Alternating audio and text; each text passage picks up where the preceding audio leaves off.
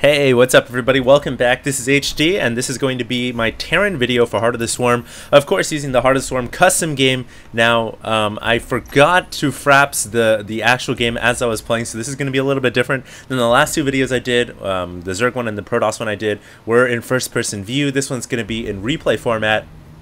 But, you know, it's still pretty much going to be the same thing. I'll be able to show you guys, I guess, what my opponent's doing the entire time. And he is going to be the Protoss player. It's not going to be Kraz again. It's going to be a guy named BAM. Bam. And let me go ahead and turn off the health bars now that I think about this. I think it'll look a little bit better if we just leave everything deselected. There we go. So we do have this going to be as a Protoss versus a Terran. And I'm going to be able to show you guys the new Terran features in Heart of the Swarm. And really, there's nothing too fundamentally game-changing. As you know, I think Protoss and I think Zerg, they got really deep spellcasters that are going to make a lot of difference. For Terran, they actually got a lot of units, and by that, you know, I mean, you know, now you have a fire bat essentially. You can convert the Hellion into a battle Hellion, which is basically just a fire bat. It's just a beefier version of the Hellion. It's slower, but it has more HP, so it's better in fights. You don't have to. You can just kind of convert it into the battle Hellion, and then you can fight toe to toe with zealots and stuff like that. Besides that, of course, Terran also gets a new mech unit. They get the Warhound, which replaces the original place where the Thor was at. The Thor has been moved up and promoted to a one-time unit. You can only build one Thor now. It's like a super unit. It's like a super cannon, and you guys will see what I mean in this video. I think I get around to using almost every ability, every spell, and you know, every new thing in Heart of the Swarm. By the way, guys, if you guys want to play this, you guys can check it out at if you type in HOTS on Battle.net, and you guys will be able to open up Heart of the Swarm and play these custom games. Which, like I said before, it's not the full game. You don't get you don't get the models or anything like that, but you get essentially what the gameplay should be like. I don't know why he's attacking my command center. Okay, there we go. So yeah, you get essentially what the gameplay should be like, or very similar to it. And obviously, you know, this is not going to all be the same when Blizzard finally releases the expansion pack. When the expansion releases, things are going to be different. I would fully expect to see some units removed, different things added. We could see a complete 180 on the way that the current design philosophy is on HOTS. It doesn't have to stick the same, and Blizzard is very flexible. That's something that, you know, we've known for quite some time. Speaking of new games that are coming out, I don't know if you guys have heard, but Modern Warfare 3 is coming out, and that's actually really exciting. I'm not a big Modern Warfare guy, but you know, I know that it's a very big game within the gaming community. I might end up picking up for PC, playing a couple of games. I'll see if I can make some videos about it too. That would be pretty sweet. There's this other thing. There's this other scary game that recently came out as well called. Gosh, I forget the name of it, but it's supposed to be like a really scary game. I know Day9 played it a lot and made a stream about it, and it got got a lot of hits. So I don't know. Amnesia. That's what it's called. There we go. So I heard it's a really scary game, and it's like supposed to really freak you out, and it's supposed to like attack your psychology while you're playing. So maybe I'll make a video about that if I get a chance. But yeah, a lot of cool and interesting things happening on the gaming horizon. So here we are, back to StarCraft 2. We do have a starport on the way right now and a command center. You know, I'm opening up with Barracks Factory starport because I want to show you guys all the new units for Terran. And pretty much all the new units for Terran come out of the factory. As you guys can see here, this is the factory, and what do you get? You get a Warhound, which is essentially a new Goliath that has a really good mechanical attack to ground as well. You get the Mega Thor, so to say. It's basically just a super big Thor, and you get the Shredder. This is a unit I didn't get to talk about. Now, this is probably one of the coolest, if not the coolest, new unit in Heart of the Swarm for Terran. And the way it works, like I said before, you can deploy it once it comes out. It's a pretty fast unit. You deploy it, and it's immobile once you deploy. And as long as it's not next to any friendly units, it essentially can, it does like a pulsating damage around everything around it for like, I don't know, 20 damage a second or something like that. And it does stack with other Shredders. So I'm going to go ahead and deploy the shredder. It takes about 3 seconds, and there's the range. As soon as I move out of range, it starts to cause the little fireworks show, and then when you move out and in, the fireworks stop. Now, it doesn't look like this in Heart of the Swarm, and I don't know why the custom game guy decided to make it look this flashy, because it's actually really crazy.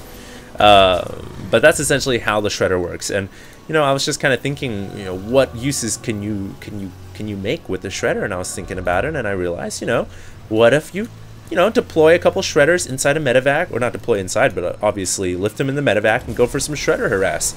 You can, you know, deploy a couple of shredders behind the mineral line, and you could do a lot of damage that way. So I thought, you know, that's kind of cool tactic. Let's try some interesting things out. So I made 2 shredders, and I'm going to go ahead and go for some medevac harass. Now, my core here in this game was actually just to go straight up mass mech. So I'm going to add on a second factory, and you know, the reason why I want to go mass mech is I want to show you, once again, I want to show you guys all the new units, but I feel like the Warhound is going to be a really good unit against Protoss. I think what Blizzard is trying to do with Terran here, by introducing all this mech inside the factory now, and not really doing much with bio, I'm pretty sure they want to showcase, or at least they want to force, you know, or at least give more options for Terran to use mech against Protoss. And in Brood War, that was basically what mech was all about, and I feel like that's how StarCraft should be. You know, Terrans should be using mech against Protoss, and they should be using bio against Zerg. So maybe this is Blizzard's way of saying, hey, look, now Terrans, you guys can use mech against Protoss. We realized siege tanks were immobile. We realized they weren't that good, but here's the Warhound. Here's a Megathor. Here's the Shredder. And I think the Warhound really takes the icing on the cake. It is such a good unit against Protoss. I mean, it's ground attack, does bonus damage against everything the Protoss has. Stalkers pretty much go down very quickly to the Warhound. So I envision Warhounds and siege tanks, and maybe Shredders and Battle Hellions. Battle Hellions, of course, big up right there for dealing with Zealots, Charge Lot Archon, things like that. I think that's going to be the new way for Terran to play. Anyways, here's the Shredders, double deploying them. Unfortunately, my opponent's got some Stalkers there, and you know, he did. There's a huge death animation every time the Shredder dies, but he was able to pull the Stalkers out of the way, and I didn't really get any kills. So my Shredder harass pretty much not working out at all. I was hoping it would do a little bit more damage than that. So maybe it's not that good, because the Shredders do take like 3 seconds to deploy, and most good players are going to be able to react to that in time. But, you know, I was just tinkering with some new builds and trying things out. But ultimately, my strategy is to go into mass mech here and to basically rock full-on, you know, Warhounds, Battle Hellions, and maybe hopefully get the Megathor as well. The Warhound, here it is. So it's essentially the Goliath model, I believe. It's funny because I'm saying this honestly right now, guys, but the Warhound in this custom game version looks a lot better than the Warhound in Heart of the Swarm at BlizzCon. The one at BlizzCon looked really freaky and ugly. I'm not really digging it at all. There's the Hellion transforming into a Battle Hellion. Obviously, it doesn't look like that in Heart of the Swarm. There is a 3-second delay when you convert back and forth. But anyways, the Warhound does, let's check out its damage here. It has 4 damage to air, and it does 7 damage to light. So it does +3 to light. Has a pretty long range. I think I was just shooting at something right there. Oh, okay. Okay, my opponent brought an Oracle in. And so, there we go. My opponent using an Oracle, blocking my mineral fields. I have to kill them all off so I can mine again. But, basically, it takes the role of the Thor right now. It's good against air, but it's even better against mech. There you guys see its ground-to-ground attack. 10 + 10. So, that's a pretty hefty amount of damage. And if you've got Warhounds with siege tanks and Battle Hellions, that should be able to counter almost every composition that Protoss can throw on the field. So pretty good stuff right there. Looks like my opponent is going to go ahead and bring in another Oracle here, and he's going to force field my mineral line once again, so that is fairly annoying.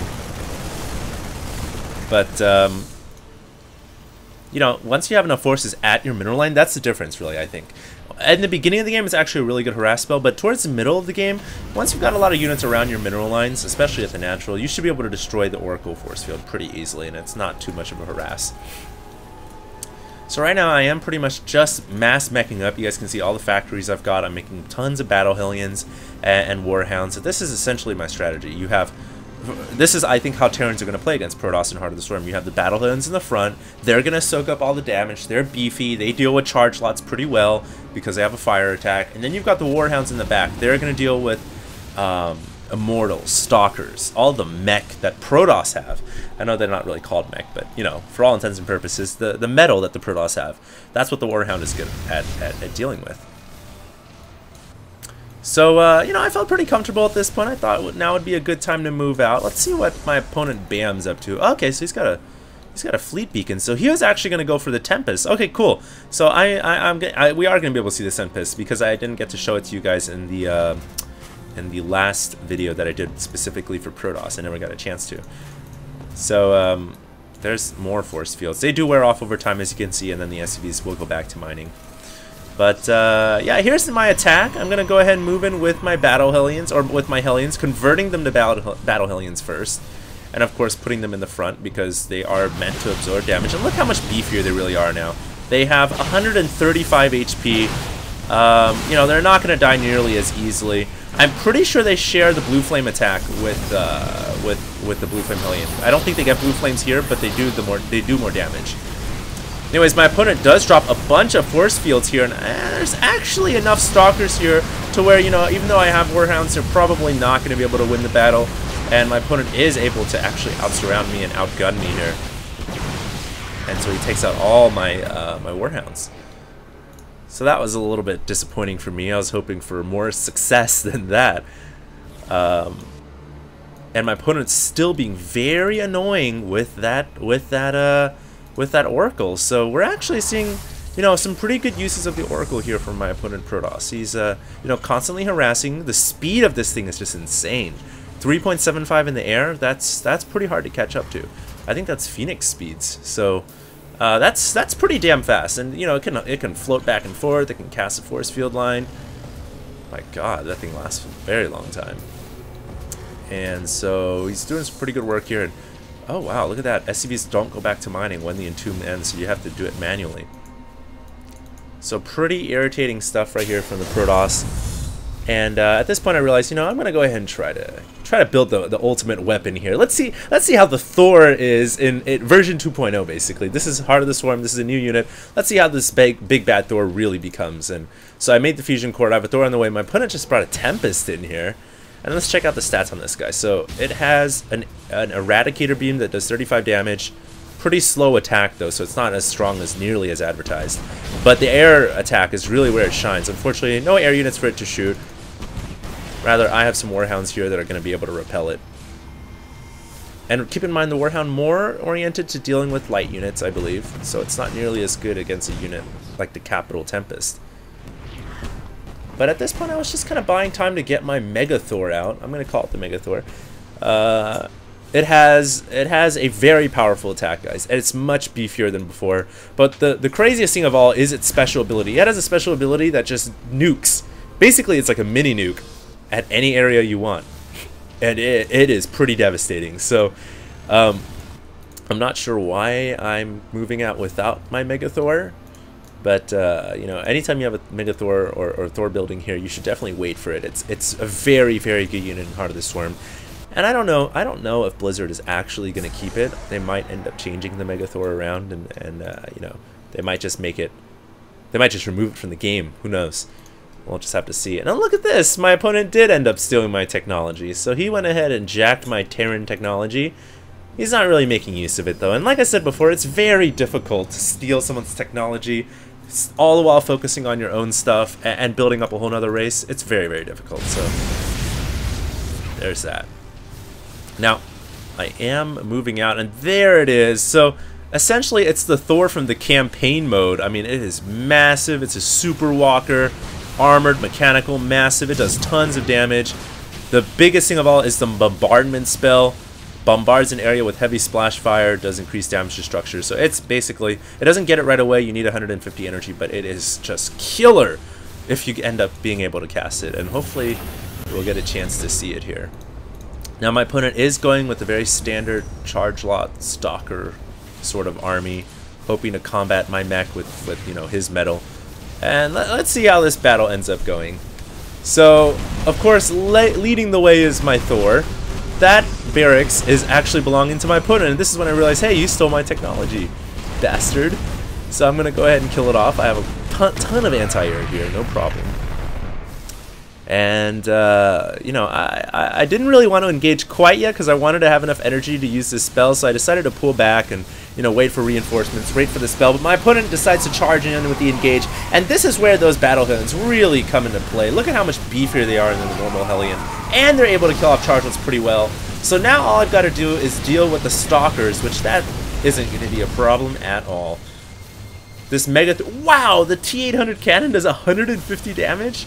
That's news to me. I don't even know it did that much. It doesn't shoot air anymore, so there's one small thing that it lost, but who cares?